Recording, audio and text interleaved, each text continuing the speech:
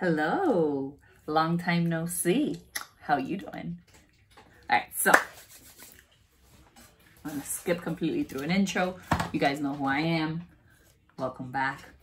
So this is the long awaited for kind of walkthrough update on what is currently going on and the craziness and the reason why I've been so MIA in the month of December was so crazy. And the month of January has been so crazy. And now I'm in February and it's been so crazy. I'm not going to go too deep into too many details on this video just because, I mean, one, I don't want to bore you guys. Everybody has things that go on in their life. So, but speaking of that, I feel like eating an olive. Hold on. Alrighty, I'm back. And I'm a weirdo that I eat olives.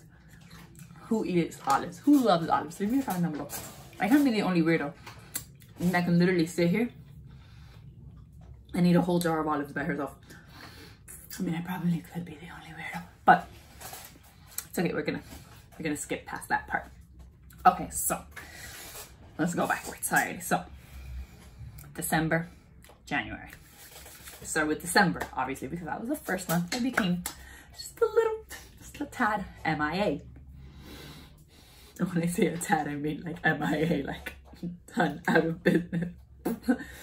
Alrighty, so December 1st came around the corner, right? And I caught the nastiest cold ever. I want to say December 5th was the boom, you have a cold, bitch. Kind of, you know, slap in the face type of thing. Cool. Okay, so I want to say it started December 5th, and no lie, I was sick for a month. I was sick for 4 weeks. Literally dying, sick with a cold, just a regular cold, but it was kicking my ass. Like, it was absolutely the worst cold that I've ever gone through in my life. And I'm 29 years old. I feel like I've gone through a lot of colds, but this one was like the mother of all colds, okay? Like, miserable. Then, roughly about December 10th, 11th, my husband comes home early. I was like, oh, you're home early. Yay. Comes up and sits down next to me and he goes, I told you how much I love you. And I was like, oh God, what now, woman? He's like, how about we sell? And I wait, what? He goes, oh, excuse the mess. There's a story behind why all of this is a mess as well. Come along later on in the video. Cool, so he's like, why don't we sell? And I was like, sell what exactly? What are you thinking about? Let's sell the house. I looked at him and I'm like, we just finished my carport. We just finished my beauty room, my work office. What? He's like, yeah, you know, I know we just finished it. I know we've been working on it for a while, but I feel, he goes, I think our son wants a house with a pool. For those who don't know, my child is 2. So he really doesn't have any wants except Paw Patrol. I was like, you think our child wants a pool? Okay.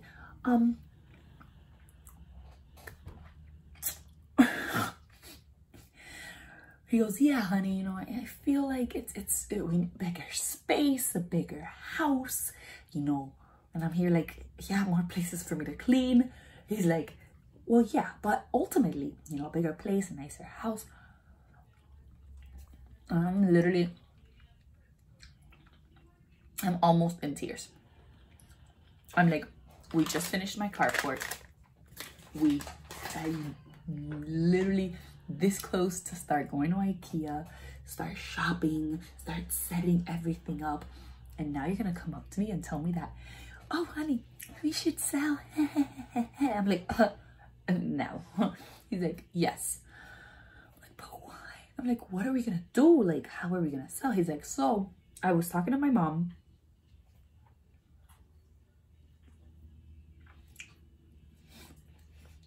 pause for dramatic effect.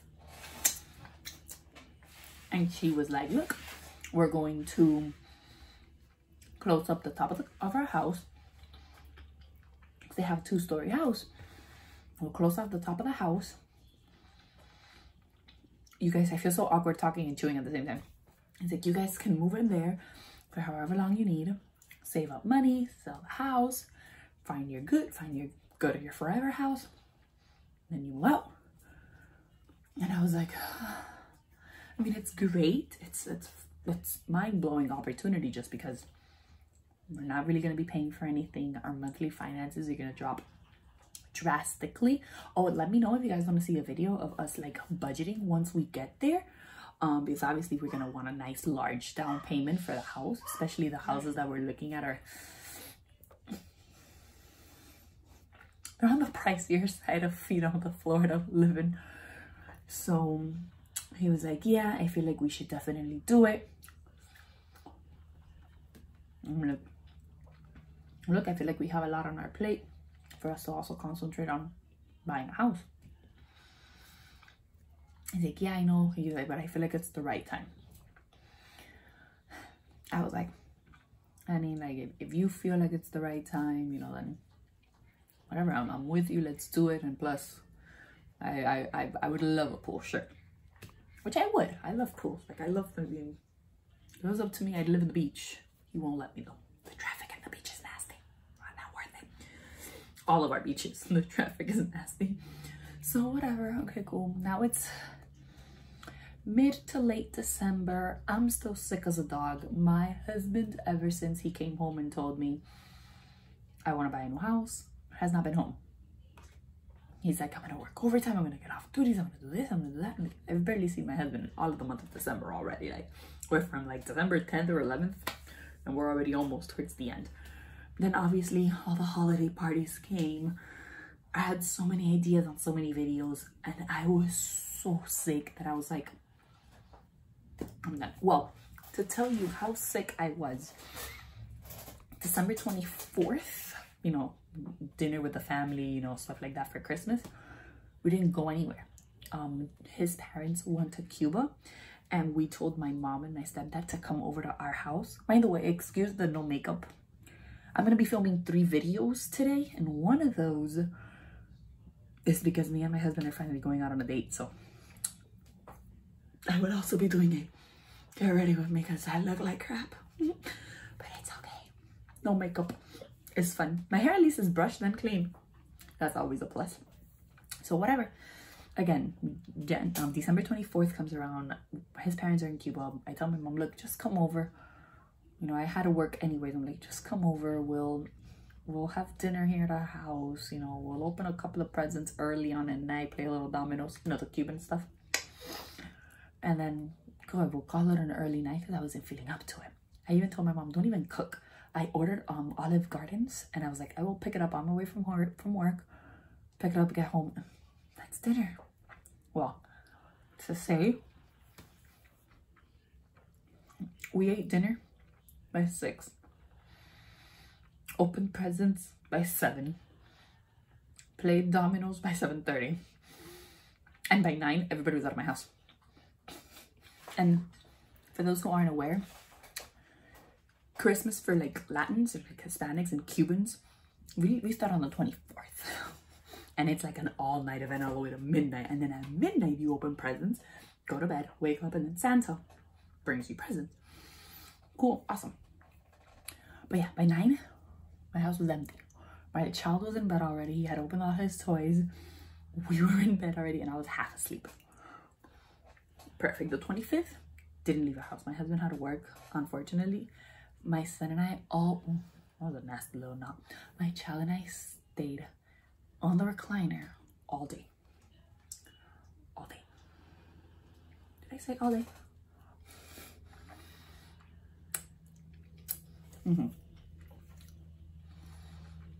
Still feeling like crap. The 31st comes around. You want me to tell you what I did on the 31st? I was in bed by 10, knocked out by 10. I think my husband made it until like 11-ish.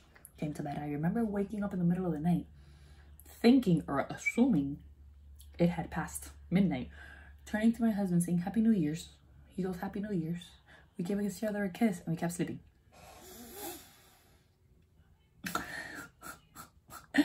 Guys, to say that I was miserable, I was miserable. Okay. December done. January begins. January 10th. My child gets diagnosed with the flu.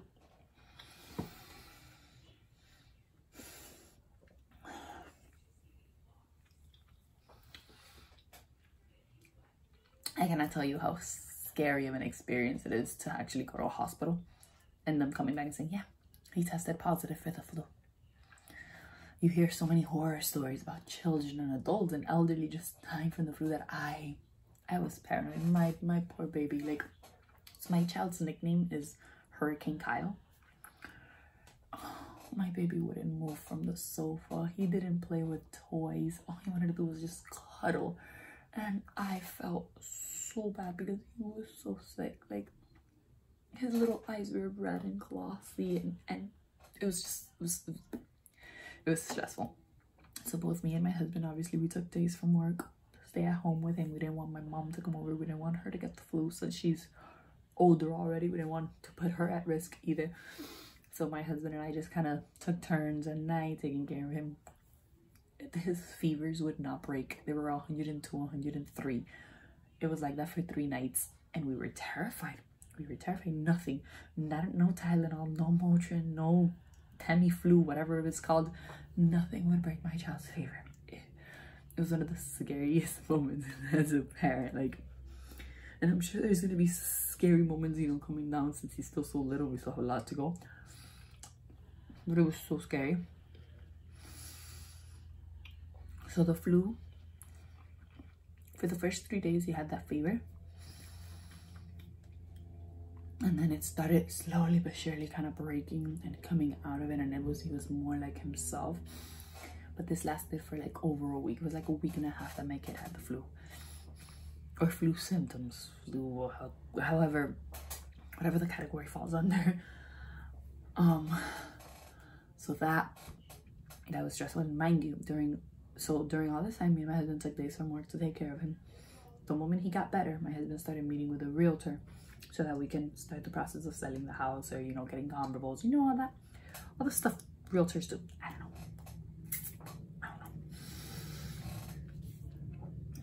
don't know. And again, the only time my husband was home was those days that he was home because our child was sick. Before, he wasn't home, and after, he wasn't home.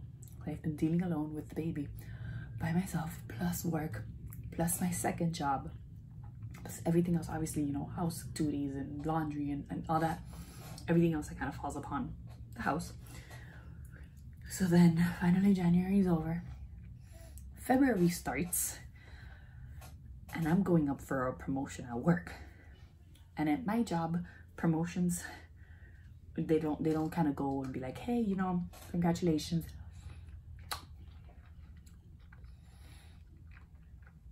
You've been here a certain amount of years. You've done a good, solid job. Here's the next step. For promotions at my job, you have to apply and you have to re-interview. And it's quite stressful. Most of the time, it's a full-blown panel interview. Yes, a panel interview. The last one, the last interview that I had for a position at my job, which obviously I didn't get, 6 people. There's 6 people sitting in front of me, looking at me like, judgingly.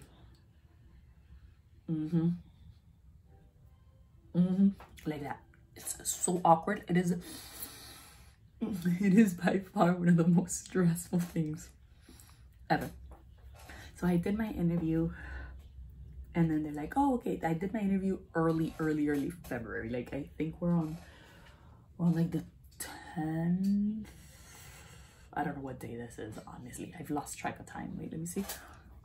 Oh, I can't even see. So you know what? Whatever.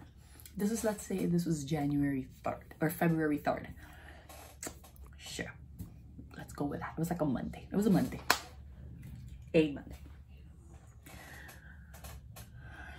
Mind you, you did, so for this specific position that I was going for, there were like 10 spots open, but there were over 100 applicants for 10 spots. So you can see we were stressed. Like, I know some of my friends from work also applied. So it was very stressful because it's 10 positions and then there's so many people applying. People from all over the nation. So you don't even know who your competition is. When you apply for an in-house promotion, you know who the other people are who are applying. So you know, okay, she's competition, he's competition. This person isn't so much competition. So after the olives, does anybody drink the olive juice? Sour? No, just me. Okay, go.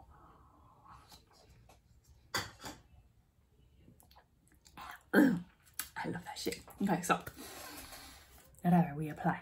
And they're like, oh, you'll hear by February 7th. Mind you, it was like the 3rd or the 2nd. We were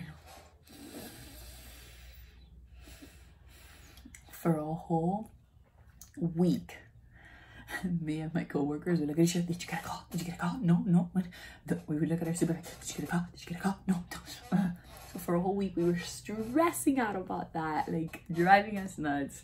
Luckily, I did get the phone call and I did get the position, so I'm beyond excited. But here comes the next set of stressors. You know, a whole new training, a whole new, you know, something new to do to my job. But I feel like I'm going to be a lot more content and a lot more happy. And I already like my job, so I really enjoy what I do. So this is just going to be even happier, like more chilling, more. I don't even know how to describe it, just happier. So I'm actually really excited about that.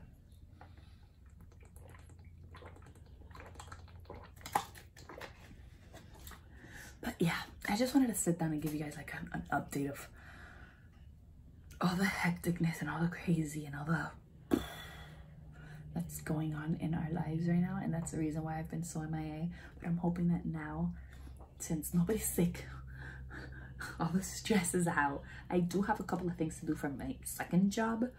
Like a lot of things to do for my second job. I have a couple of things coming up. I have 2 baby showers. I have my son's birthday. I have a couple of shirt orders and a couple of orders from people from work. So that's